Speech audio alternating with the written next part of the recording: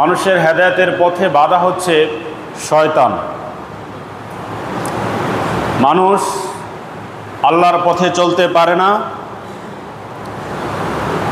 মানুষ জান্নাতের পথে চলতে পারে না। তার অন্যতম কারণ হচ্ছে ইবলিস, শয়তান। আমরা প্রথমেই এ বিষয়টা জেনে নিব, শয়তান আসলে কে, শয়তানের পরিচয়টা কি। জেনে রাখুন, শয়তান কিন্তু আগে ভালো ছিল। শয়তান ছিল জিনদের অন্তর্ভুক্ত। শয়তান জিনদের অন্তর্ভুক্ত ছিল।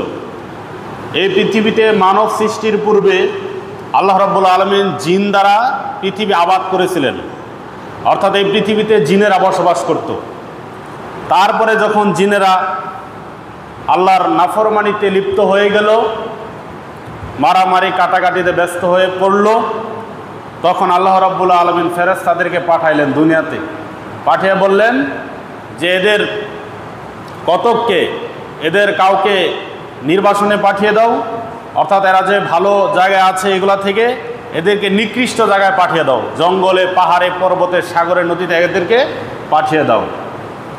এবং কাউকে, যে তাদের ব্যাপারে বলা হলো যে এদেরকে হত্যা করে ফেলো। তো ইবলিস ওই সময় ছিল ভালো ভালো আমলদার, পরহেজগার ব্যক্তি ছিল ইবলিস।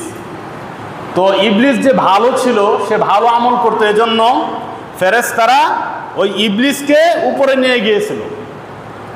মানে ভালো ছিল এজন্য তার একটা পুরস্কার স্বরূপ ফেরেশতারা ইবলিসকে, শয়তানকে, তখন শয়তানের নাম ছিল আজাজিল। আজাজিল ছিল। আমরা অনেকেই শয়তানকে মনে করি যে আগে সে ফেরেশতা ছিল। জি না, আগে সে ফেরেশতা ছিল না, বরঞ্চ সে আগে জিনদের অন্তর্ভুক্ত ছিল এবং সে ভালো জিন ছিল, অর্থাৎ ভালো আমল করত, পরহেজগার ব্যক্তি ছিল। তারপরে ফেরেশতারা উপরে নিয়ে গেলেন